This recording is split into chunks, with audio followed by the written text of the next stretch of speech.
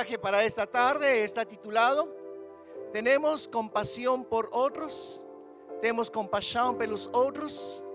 Y vamos a abrir nuestras Biblias en el libro de Hechos, Atos, capítulo 2.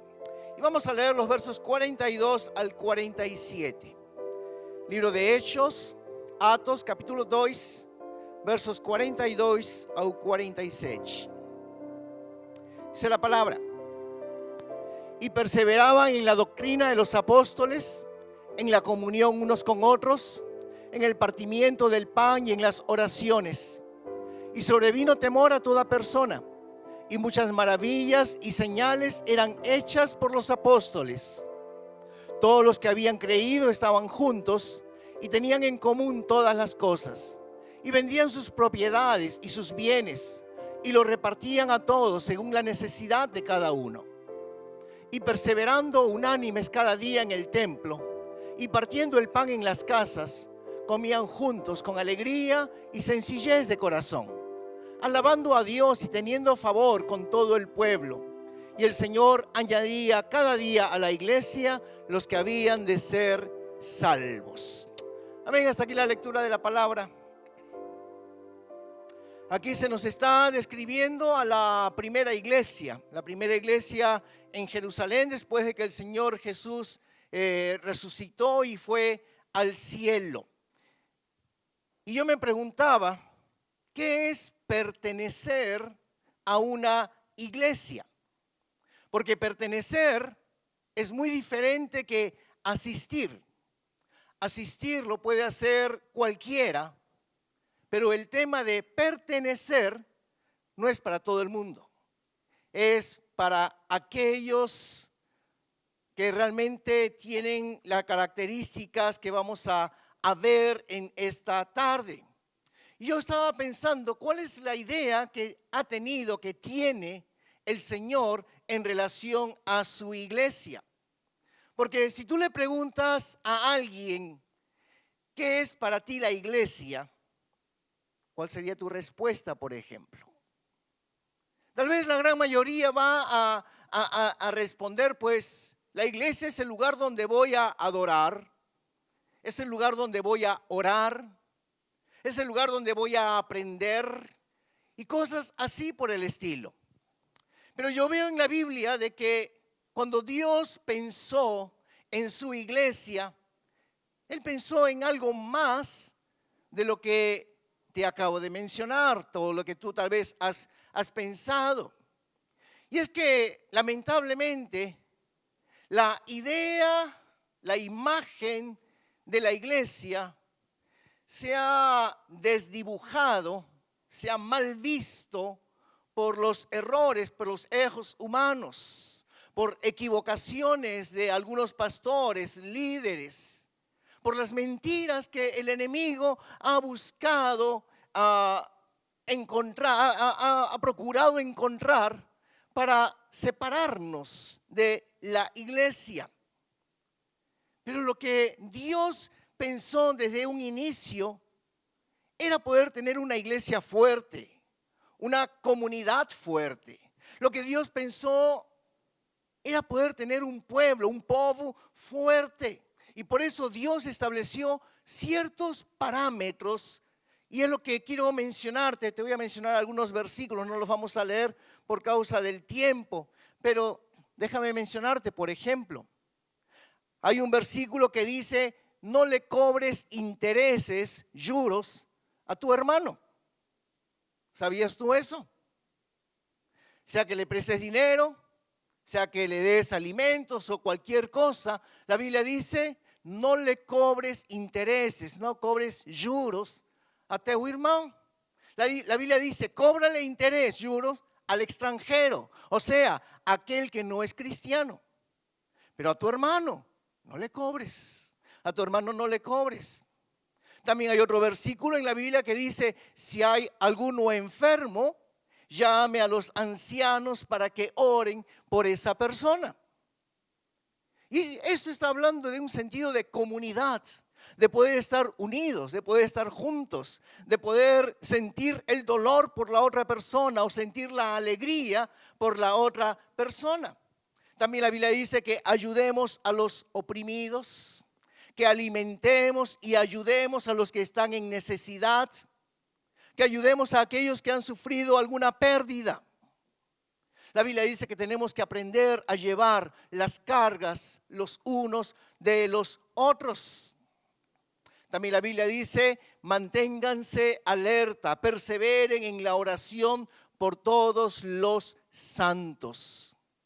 Y todos los que estamos aquí, si hemos creído en Jesús como nuestro Salvador personal, somos santos según la Biblia, no según los parámetros humanos, porque todos somos pecadores, pero según los parámetros de la Biblia, porque Jesús murió en esa cruz y nosotros creímos en Él. Nosotros tenemos ahora el título de santos, y la Biblia dice que nosotros tenemos que orar por todos los santos, por todos los creyentes, por todos los cristianos, los unos por los otros.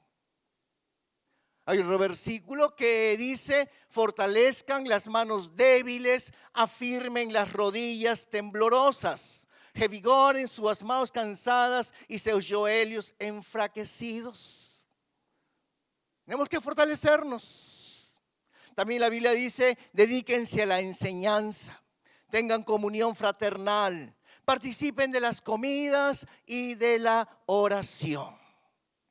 Tal vez lo que más participamos es de las comidas. La Biblia nos dice que nosotros como comunidad podamos ver milagros, que podamos reunirnos para poder compartir.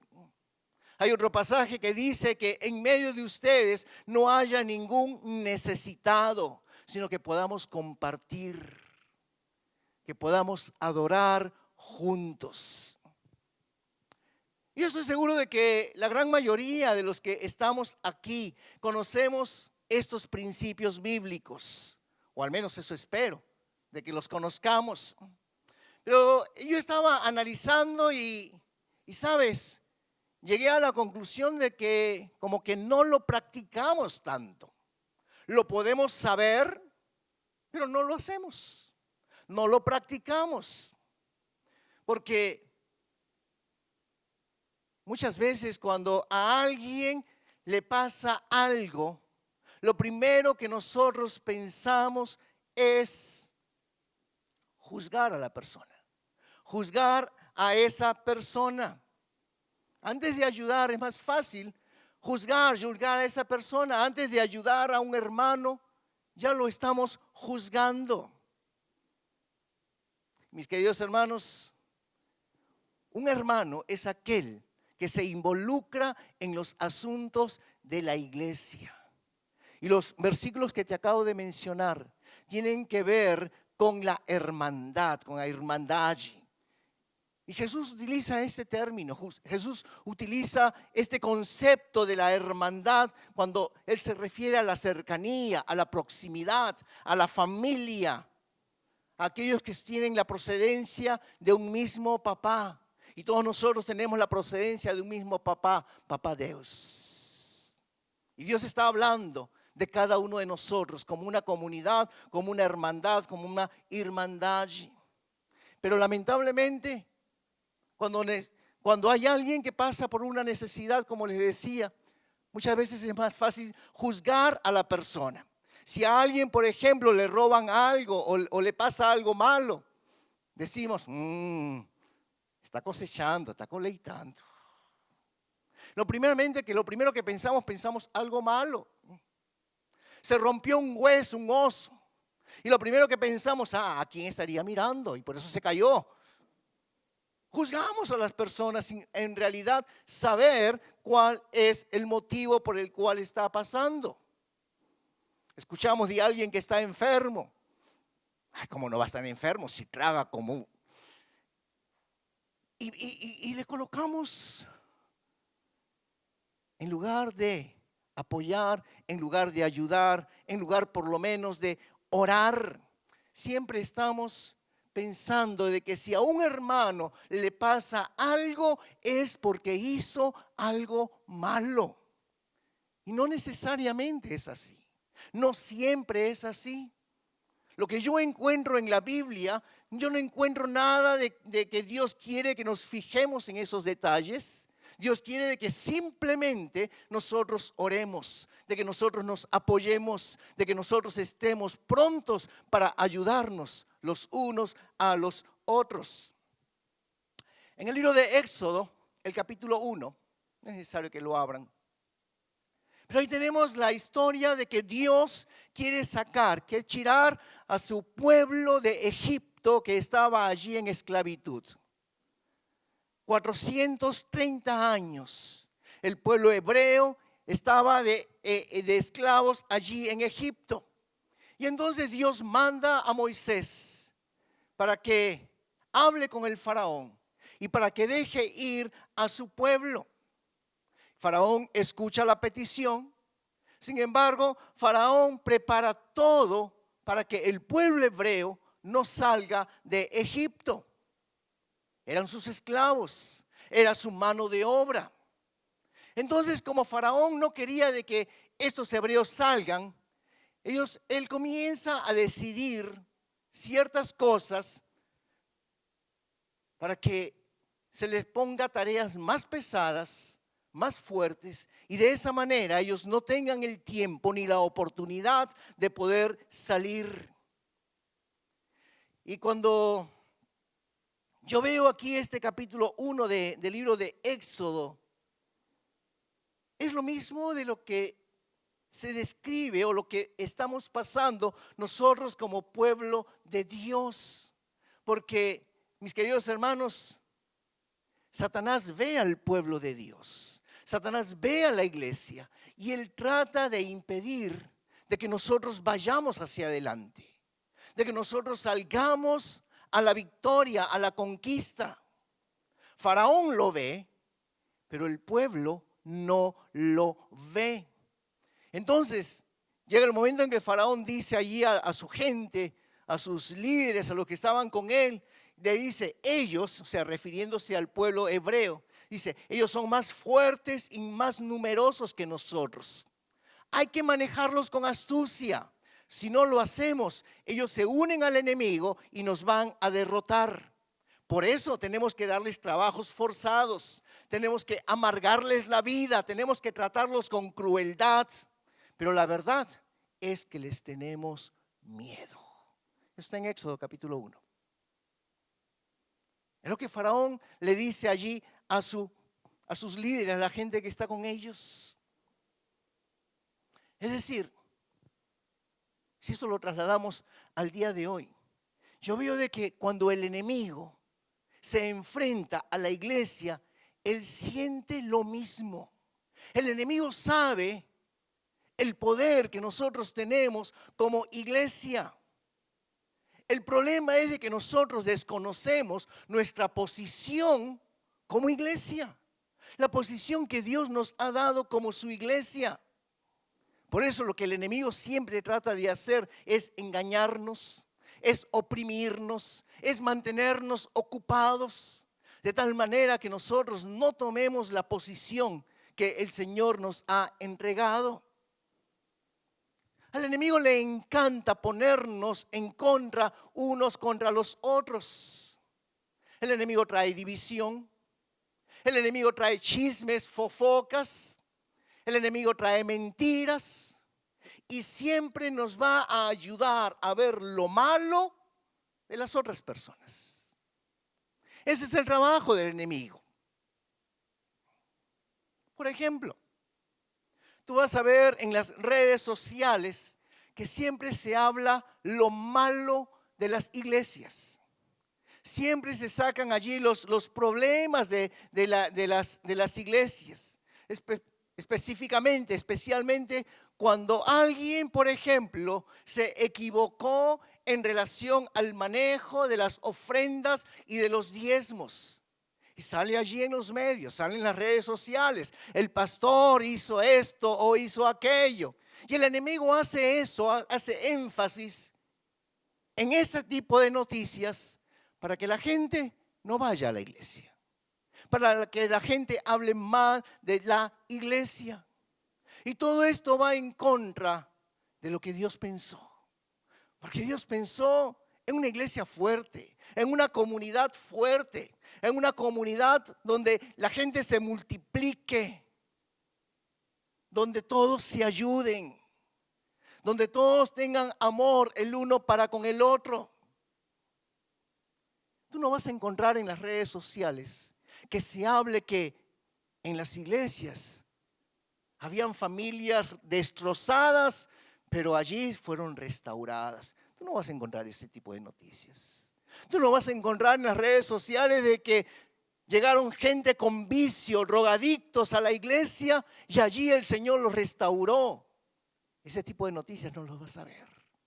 Siempre vas a ver las noticias malas, feas, que van a tratar de traer división de tal manera que la gente no quiera ir a las iglesias. Ese es parte del plan del enemigo. Ese es parte del plan del enemigo. Y de todos los versículos que les mencioné hace unos minutos, uno de los que más me llamó la atención está en el libro de Juan, Joao, capítulo 13. Joao 13, el versículo 35.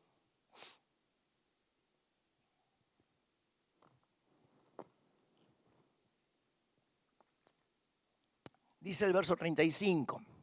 Nisto todos conocerán que sois meus discípulos si vos amardes uns aos otros. En esto conocerán todos que son mis discípulos si se aman los unos a los otros. Lo que Jesús está diciendo es de que todos estos versículos que les acabo de mencionar hace parte de la iglesia. Y yo creo de que en las iglesias hoy día es importante sí de que hayan milagros. Es importante sí de que haya prosperidad. Es importante sí de que seamos personas de influencia. Todo eso son parte de los beneficios que Dios quiere para su pueblo, para su iglesia. Pero hay un punto que la iglesia no puede, no debe olvidar, no debe esquecer. Y es que la forma en que la iglesia se va a dar a conocer es que nos van a conocer por el amor. Por el amor, por amarnos unos a otros. Esa fue la idea de iglesia que Dios se imaginó, que Dios pensó.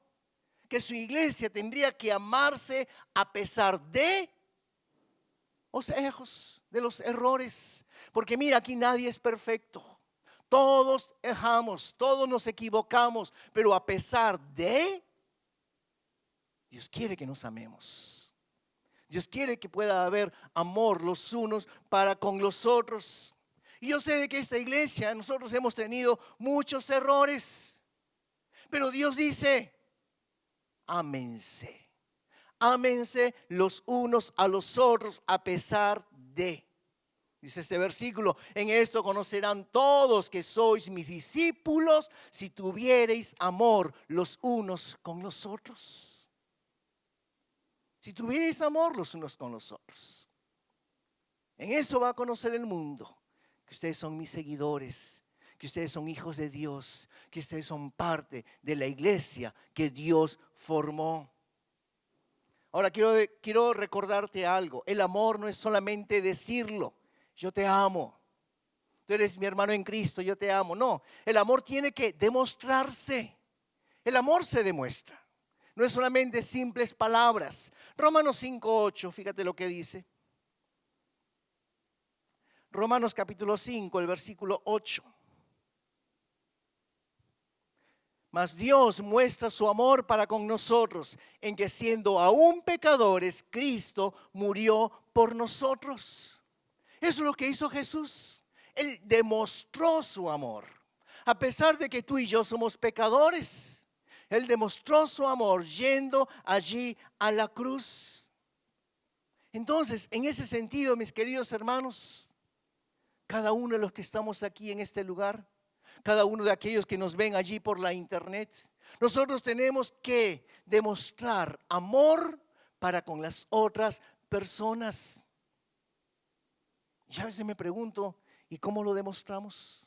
¿Cómo lo demostramos si a veces no nos soportamos los unos a los otros? ¿Cómo lo demostramos si a veces aún, hasta en las reuniones caseras nos peleamos, brigamos? El Señor dice, tenemos que amarnos, tenemos que demostrar ese amor, no es solamente palabras. Santiago, libro de Tiago, capítulo 2, versos 15 y 16.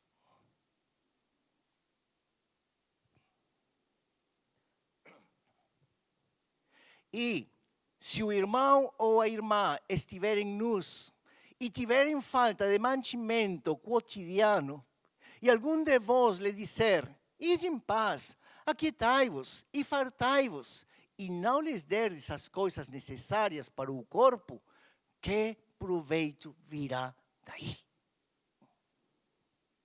A Bíblia é bem clara.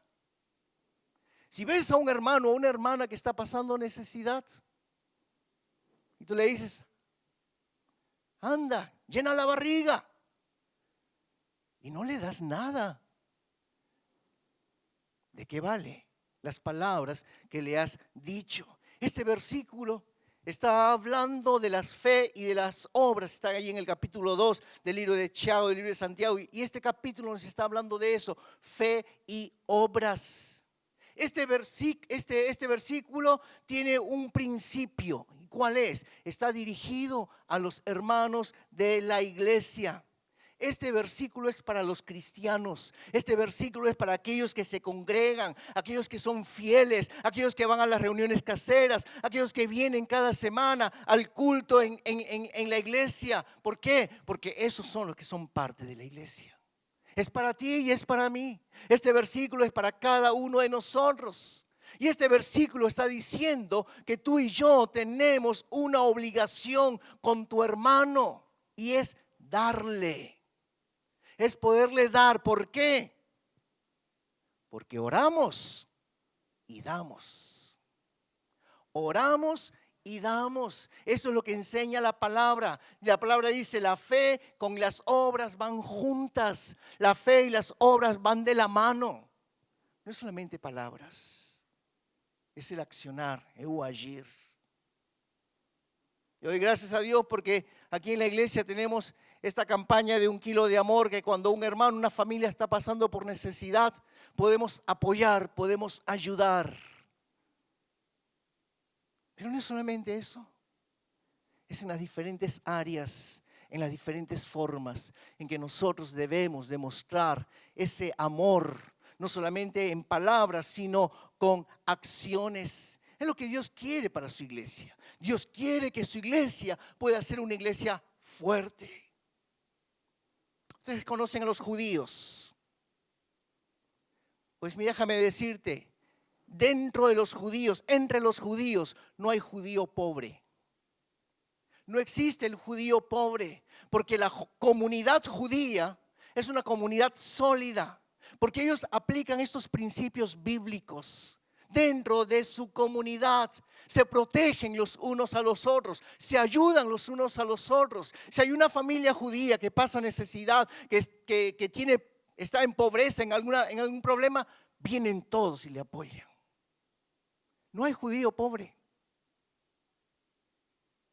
¿Por qué? Porque ellos aplican los principios bíblicos. Es lo que Dios quiere para nosotros. Es lo que Dios quiere para su iglesia. Sin embargo, lamentablemente, en lugar de aplicar los principios bíblicos, muchas veces nosotros nos damos palo los unos a los otros. Y hermanos, eso no debe ser así. Tenemos que amarnos a pesar de, y tenemos que demostrarlo. Tenemos que demostrarlo.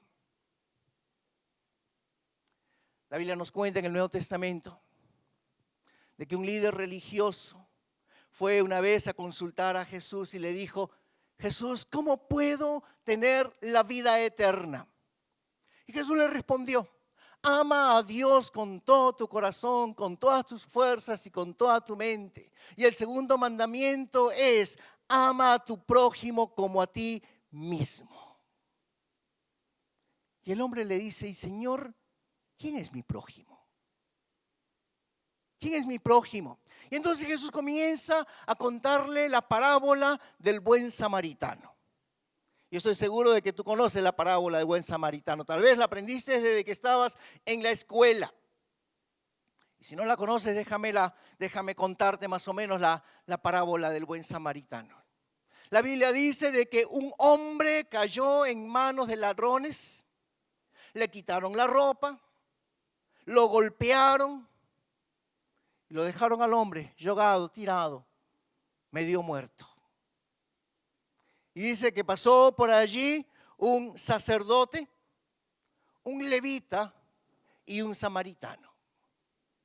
Y dice de que el sacerdote lo vio y él cambió de acera, cambió de calzada, siguió de largo. Pasó el levita y el levita como que no lo vio y siguió de largo. Y el único que atendió a este hombre malherido fue el samaritano. Ahora, hay un detalle. Entre judíos y samaritanos, ellos no se hablaban. No había relacionamiento. Realmente ellos vivían en problemas en medio de las dos comunidades. Entonces, cuando este samaritano va a socorrer a aquel que aparentemente es el enemigo, con quien no se llevaba bien, él estaba demostrando una buena obra. Él estaba demostrando una buena obra. Ahora, la realidad de esta parábola se encuentra en Lucas capítulo 10. Tú puedes leer toda la parábola después. Pero Lucas 10, verso 33 lo resume, y déjamelo leerlo en la Nueva Traducción Viviente, Nueva Versión Transformadora, con las palabras más simples. Dice lo siguiente: entonces pasó un samaritano despreciado y cuando vio al hombre sintió compasión por él. Mira cómo lo describe. Un samaritano despreciado. Los judíos despreciaban a los samaritanos. Pero cuando él pasó por allí y vio a ese judío deitado, echado, llorado, mal herido, medio muerto, dice la Biblia que él tuvo compasión por ese hombre. Otra versión, dependiendo de la Biblia que tengas, dice que tuvo misericordia de él. Ahora, ¿cuál es el énfasis que el Señor Jesús está haciendo al contar aquí esta parábola? De que nosotros tenemos que tener compasión los unos por los otros. Es el poder ponernos en los zapatos de la otra persona. ¿Nos hemos puesto en algún momento en los zapatos de la otra persona? Muchas veces no, porque más fácil es apuntar con el dedo, más fácil es juzgarnos los unos a los otros. Pero recuerda que el único que juzga es Dios. Y Dios quiere que realmente nosotros podamos ayudarnos, podamos socorrernos. Podemos demostrar a nuestros hermanos, a quienes le decimos que lo amamos, pues con acciones cuando están pasando por una situación difícil. Yo pregunto, ¿qué vio este samaritano que no vio el sacerdote, que no vio el levita? ¿Qué vio el samaritano que no vieron los otros dos que conocían muy bien la palabra de Dios? Que conocían muy bien los mandamientos de Dios. Pues sabes, este samaritano vio a una persona en el piso. Él vio a una persona media muerta, golpeada, lastimada, indefensa. Y me gusta mucho la palabra que usa la Nueva Traducción Viviente, Nueva Versión Transformadora. Él sintió compasión. Compasión. Él vio a una persona creada por Dios. La razón por la cual Jesús dio su vida allí en la cruz del Calvario. Él vio una persona, no vio un enemigo. Y eso es lo que Dios nos llama. A que nosotros podamos mirar a los demás como una persona por la cual Jesús dio su vida. Con errores, con defectos, con equivocaciones, pero así Dios nos amó. Así Dios dio su vida por cada uno de nosotros. Lo que hizo este samaritano fue ponerse en la situación de ese hombre medio moribundo. Lo estaba viendo allí medio muerto allí.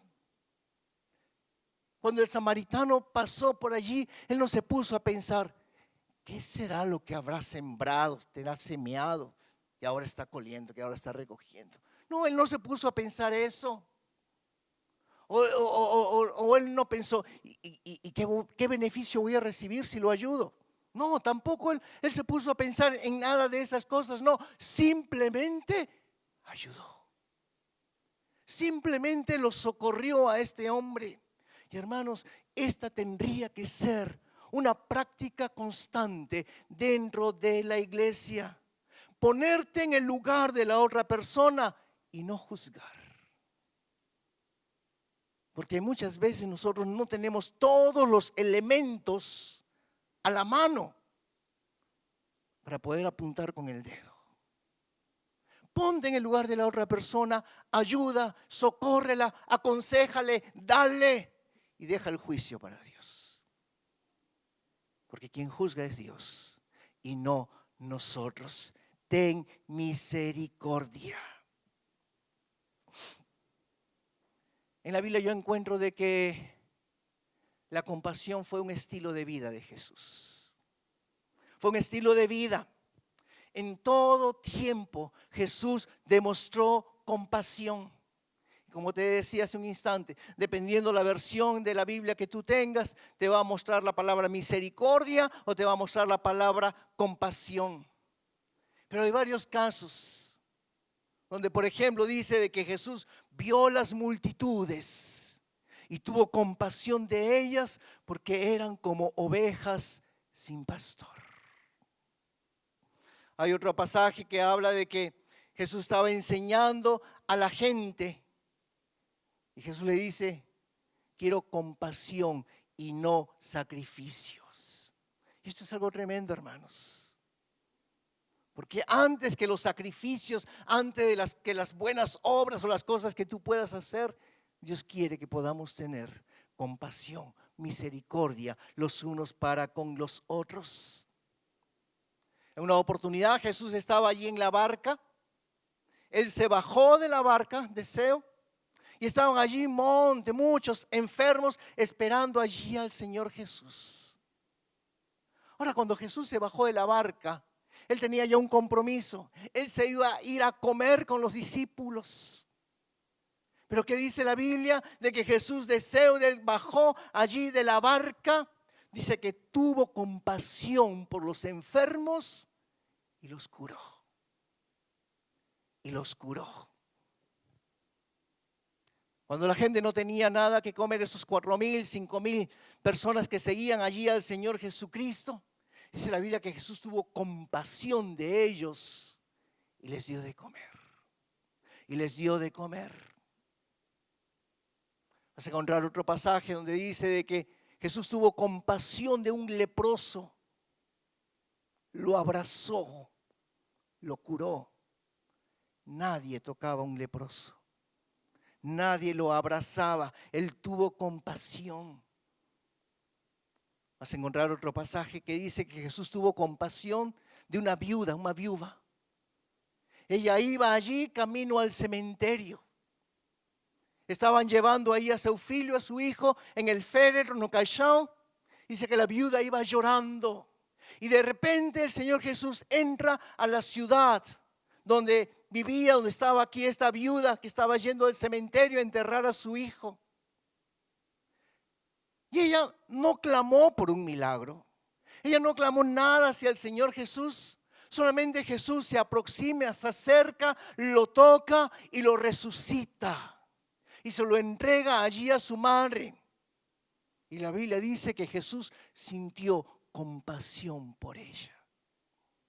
Toda la vida de Jesús fue una vida que demostró compasión para con las otras personas. Vas a encontrar muchos otros versículos que hablan acerca de eso, que hablan de la compasión que el Señor Jesucristo tuvo.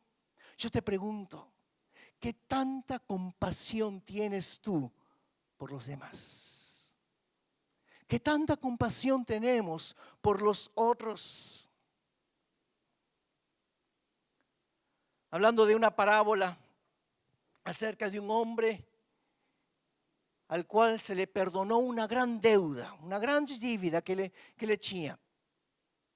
Y dice de que este hombre se le perdonó una gran deuda, una gran dívida, mas tenía otras personas que le debían dinero a él. Después que le perdonan esa gran deuda, esa gran dívida, él no es capaz de perdonar a aquellos que le debían a él algo más, algo menor. Vamos a leerlo, Mateo 18. Mateo capítulo 18, verso 33. Nueva traducción viviente, una versión transformadora. ¿No deberías haber tenido compasión de tu compañero, así como yo tuve compasión de ti? ¿No deberías tú haber tenido compasión de tu compañero, así como yo tuve compasión de ti? Le dice ahí el Señor. O sea, si Dios tuvo compasión de nosotros, ¿por qué nosotros no podemos tener compasión por otras personas? Si Dios me perdona a mí, ¿por qué yo no puedo perdonar a otro? Ahora recuerda esto, que cuando Dios me perdona, dice de que Dios entierra en lo profundo del mar todos mis pecados y no se lembra, no se acuerda más de ellos. ¿Qué hacemos nosotros? Decimos, te perdono, pero sigo pensando, sigo recordando, sigo lembrando, y mi actitud, mi forma de agir, mi forma de actuar para con esa otra persona mudó completamente. Dios no mudó con nosotros, Dios no cambió con nosotros. Comenzamos el tiempo de louvor, de alabanza, cantando, Señor, eres fiel. Dios ha sido fiel y Él continúa siendo fiel con nosotros, porque la Biblia dice que a pesar que nosotros somos infieles, Dios sigue siendo fiel. Hermanos, así debemos ser nosotros. Así debemos ser nosotros. Tendríamos que hacer lo mismo. Primera de Pedro, capítulo 3, versículo 8. Primera de Pedro 3, 8. Nueva versión transformadora. Por fin, tenham todos o mesmo modo de pensar. Sejam cheios de compaixão uns pelos outros. Amem uns aos outros como irmãos. Mostrem misericórdia e humildade. Eso es lo que Dios está buscando dentro de su iglesia. Que pueda haber una hermandad, de tal manera que nosotros le podamos mostrar al mundo que somos diferentes. Porque si no, ¿qué diferencia le vamos a mostrar? Ay, que yo tengo a Cristo en mi corazón y cuando yo me muera me voy al cielo. No, lo que la gente va a ver no son tus palabras, lo que la gente va a ver es un corazón mudado, transformado. Que Dios cambió nuestra forma de pensar, que Dios mudó nuestra forma de hablar, que Dios mudó nuestra forma de agir, de actuar. Es lo que Dios quiere que nosotros podamos mostrarle al mundo. Y la oración es el primer paso para poder tener compasión. Es el primer paso para poder tener compasión. O sea, si tú quieres empezar a tener compasión por otras personas, yo quiero invitarte de que hoy mismo tú empieces a orar por otros, especialmente por aquellos que no te caen muy bien. Que empecemos a tener compasión por otras personas, desarrollemos la compasión. En el libro de Lucas, en el capítulo 22, no es necesario que lo abras, te lo voy a contar. Dice de que la última noche del Señor Jesús, antes de ser entregado, dice que Jesús tomó a Pedro, a Juan y a Jacobo, Tiago, y los llevó al monte de los olivos. Y en un momento el Señor Jesús les dice, sube al monte de los olivos, y le dice, ustedes quédense aquí, que yo voy a ir a orar. Y Él se va a orar. Y la pregunta es, entonces, ¿para qué los llevó? ¿Para qué llevó a estos tres si el Señor Jesús se va a orar solos? ¿Los llevó de guardaespaldas, de guardacostas? No. Tal vez alguien podría decir, es que los llevó para enseñarles a vencer la tentación. No, sí, tal vez Jesús usó esa frase después, pero esa no es la razón. Es que Jesús los llevó para enseñarles. No, ya Jesús había estado con ellos 3 años y medio. Y era la noche antes de que lo iban a entregar, que se iba a la cruz. Ya Jesús les había enseñado bastante. Es que los llevó para que Jesús no se sintiese solo, Sauciño. También no, porque la Biblia nos dice que muchas veces Jesús se iba solo a orar. Él practicaba la oración ahí, Sauciño. Entonces, ¿para qué los llevó? ¿Para qué Jesús se llevó allí a Pedro, a Juan, a Jacobo, Tiago?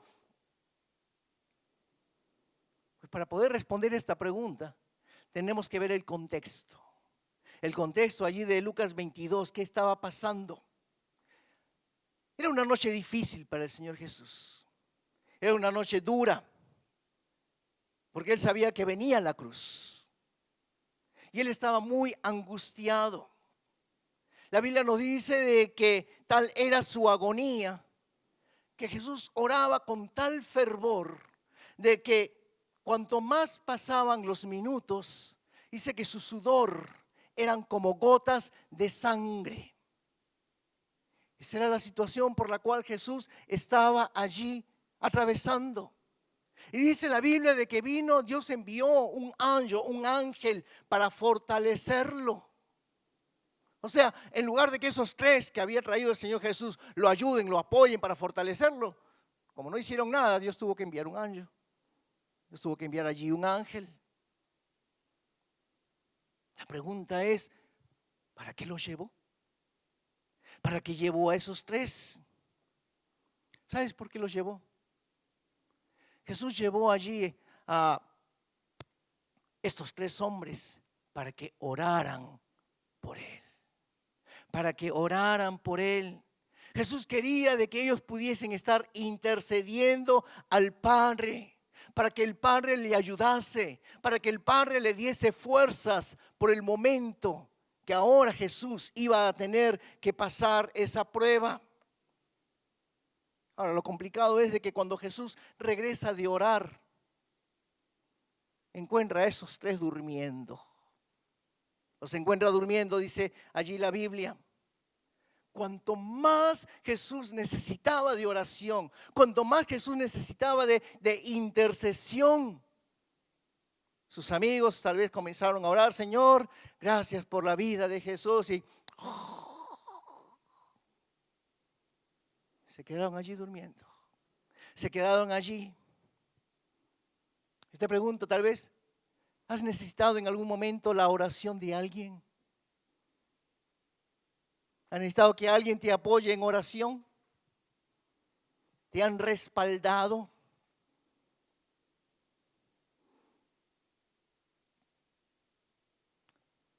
Una vez estaba pasando por un momento difícil. Lo compartí con algunas personas, no con todos. Me dijo: tranquilo, pastor, vamos a estar orando por usted. Y en medio de mi oración, le digo: Señor, gracias, porque yo sé que hay personas que están orando por mí. ¿Sabes lo que me dijo el Señor? Si supieses, nadie está orando por ti. Tal vez como estos 3 se quedaron dormidos. Tal vez alguno dijo: voy a orar por el pastor, pero terminaste tan cansado del trabajo que te fuiste a dormir y quedaste allí dormido. Mis queridos hermanos, necesitamos nosotros realmente poder orar, interceder. ¿Sabes qué es interceder? Interceder es poder levantar los brazos de otra persona, poderlos mantener allí en intercesión delante del Señor. Jesús necesitaba de que estos 3, por eso los llevó ahí al monte de los olivos, que ellos intercediesen, que ellos pudiesen levantar allí sus brazos, que ellos pudiesen clamar al Padre por fuerzas, por la necesidad que Jesús iba a pasar en algunos momentos más, que se iba a la cruz. Sabes, cuando tú levantas los brazos, no solamente estás orando allí, adorando a Dios, sino que también es una señal de victoria. Es una señal de victoria. Jesús necesitaba eso. Jesús necesitaba que estos tres pudiesen estar orando, pudiesen estar intercediendo, pero no lo hacen. Eso me recuerda a una historia en el libro de Éxodo, en el capítulo 17. Márcalo, después lo puedes leer completo. Pero la Biblia dice que había una guerra. Había una guerra entre los amalecitas y los israelitas. A la guerra por los israelitas fue enviado Josué. Él tenía que pelear. Y mientras Josué está allí en el campo de batalla, por supuesto con todo el ejército de Israel, el que le iba al frente, dice que Moisés sube a una montaña y estando allí, Moisés empieza a levantar las manos.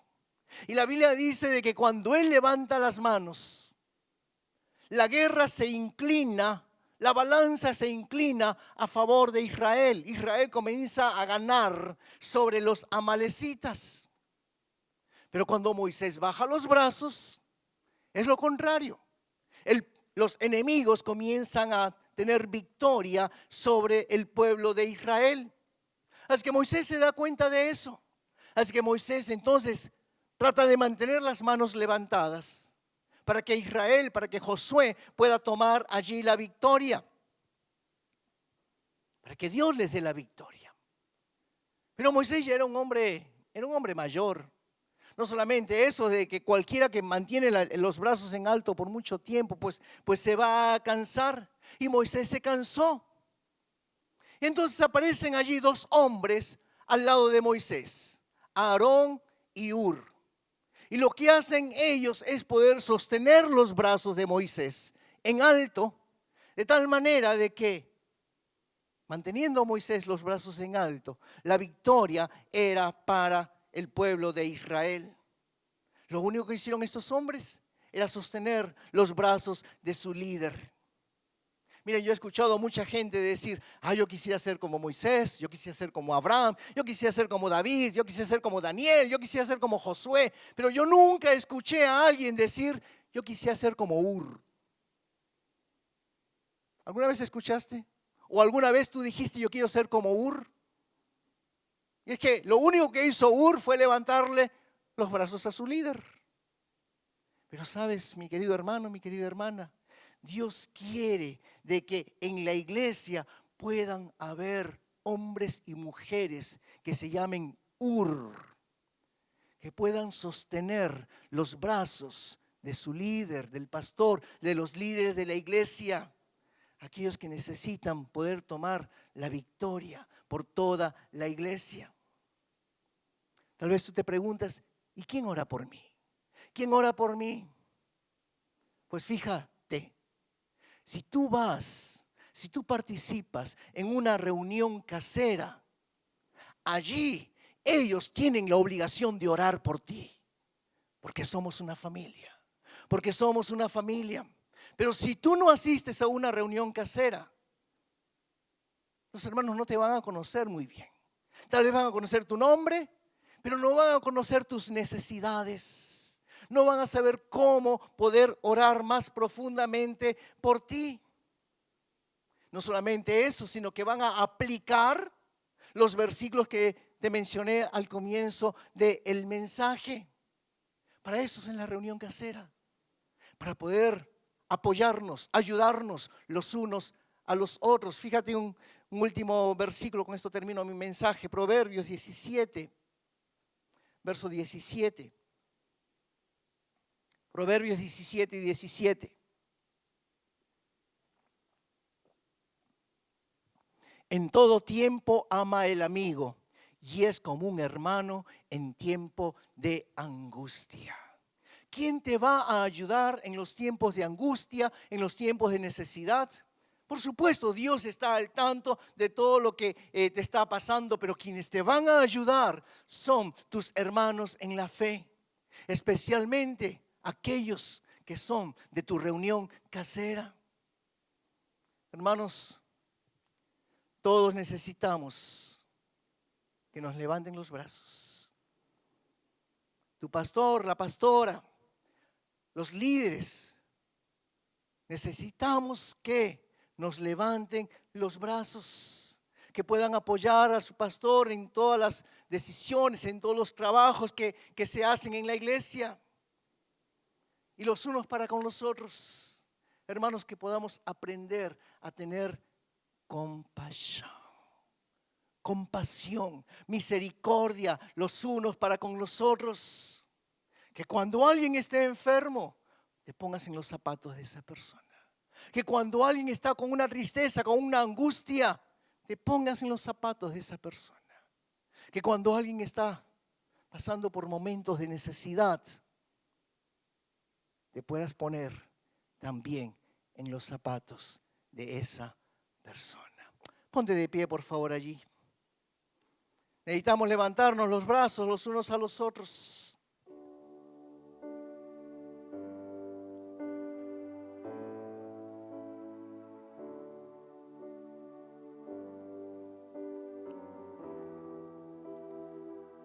Así puesto de pie, yo quiero preguntarte algo. Somos una familia. Somos el cuerpo de Cristo. ¿Ok? Quiero preguntar, ¿hay alguien aquí hoy que necesita que levantemos tu brazo? ¿Hay alguien aquí que necesita que los demás te levantemos los brazos, te ayudemos, te apoyemos, oremos por ti? Levanta tu brazo, levanta tu mano. Que Dios te bendiga. Mira a tu alrededor, porque vamos a orar. Hoy día vamos a orar los unos por los otros. ¿Hay alguien más que necesita que te levantemos los brazos? Que Dios te bendiga. Que Dios te bendiga. Hay gente aquí que necesita que le levantemos los brazos. Hay gente aquí que necesita que tengamos compasión los unos por los otros. Somos el pueblo de Dios. No somos extraños. Dios quiere que nos apoyemos los unos a los otros. Así que ahora en unos minutos yo voy a pedir que podamos orar los unos por los otros, especialmente aquellos que levantaron sus brazos, sus manos. Necesitamos que alguien nos sostenga. ¿Y quién mejor que el pueblo de Dios? ¿Quién mejor que aquel que fue redimido por la sangre de Jesús? Pero antes de eso vamos a orar. Antes de eso vamos a orar. Cierra tus ojos allí. Padre, te damos gracias por tu palabra en esta tarde. Y te pedimos perdón, Señor, porque muchas veces, Señor, no hemos actuado, no te hemos agido como deberíamos hacerlo, Señor. No hemos mostrado, Señor, amor, compasión, misericordia, Señor, para con otros. Te pedimos perdón, Señor, porque muchas veces hemos hablado mal de tu iglesia. Hemos hablado mal de los líderes. Hemos hablado mal de los pastores. Te pedimos perdón, Señor, porque no hemos vivido bajo los principios que tú estableciste en tu palabra.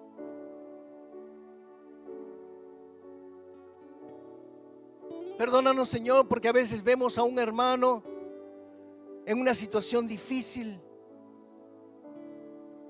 y lo primero que hacemos, Señor, es apuntar con el dedo, es juzgar sin tener todos los elementos de juicio, sabiendo, Señor, que eres tú el que juzgas y no nosotros. Y nos levantamos como jueces. Te pedimos perdón, Señor.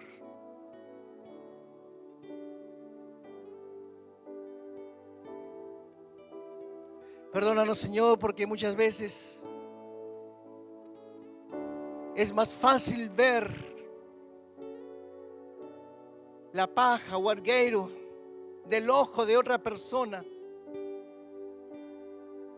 antes que ver, Señor, nuestro propio tronco, nuestro propio trabe, nuestros propios ojos, Señor.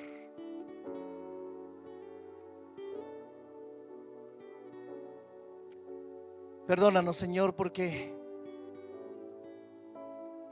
muchas veces hemos sido duros con otros, porque no hemos tenido misericordia, Señor.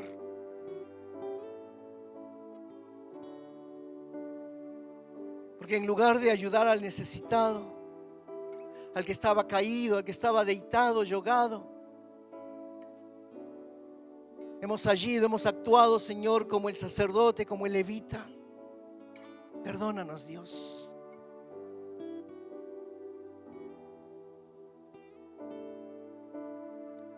Perdónanos, Señor, por no mostrar tu amor. Perdónanos, Dios, porque muchas veces como iglesia solamente queremos el milagro, queremos prosperidad, pero esquecemos, olvidamos amarnos los unos a los otros. Señor, danos compasión.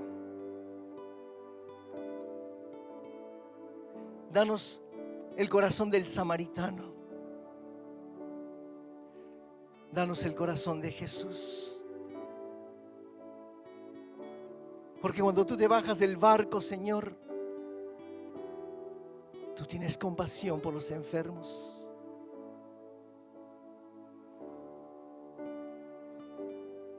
Tú tuviste compasión por el leproso. Nadie quería aproximarse. Compasión por la viuda, por esa mujer que había perdido a su hijo.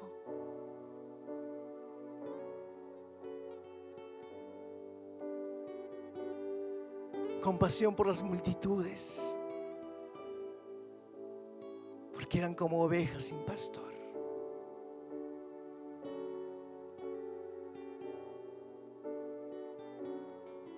Por eso, Señor, en esta noche queremos pedirte, Dios, ayúdanos a tener compasión, así como la tuviste tú, Señor. Señor, renueva nuestros corazones. Renueva nuestros corazones, Dios. Si hay cosas que a ti no te agradan, Señor, que aún están allí, quítalas, chira, Señor, en el nombre de Jesús. Y antes que oremos por otros, vamos a orar para que Dios nos dé compasión,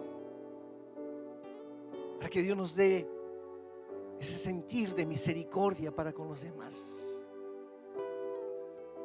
Mientras el coro nos dirige aquí en una música, allí donde estás, pídele al Señor: Señor, cámbiame, renuévame, restáurame, Señor. Que tu corazón sea mi corazón, que tu compasión sea mi compasión. Ahí donde estás, levanta tu voz y clámale al Señor.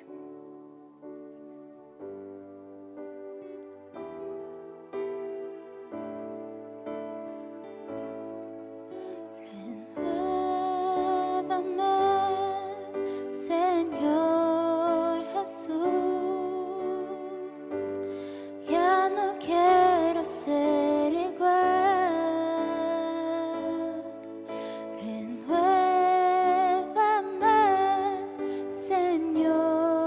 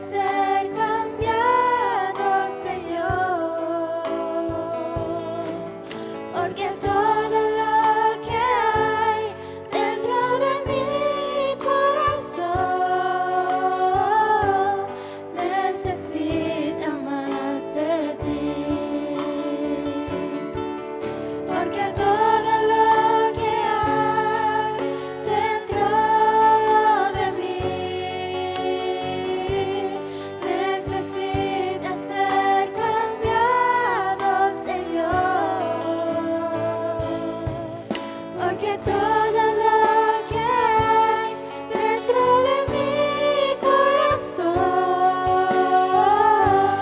necesita más de ti. Necesita más de ti. Necesita más de ti. Si te gustó este video, te animo a que puedas suscribirte a nuestro canal de YouTube, Shinshiro Church, donde encontrarás los mensajes de cada semana que serán de gran bendición para tu vida. Asimismo, te invitamos a que puedas accesar nuestra página web www.ig-shinshiro.com, donde podrás ver las novedades de la iglesia, asimismo otros videos. Te bendecimos y que realmente Dios pueda hacer grandes cosas en tu vida. Muchas gracias.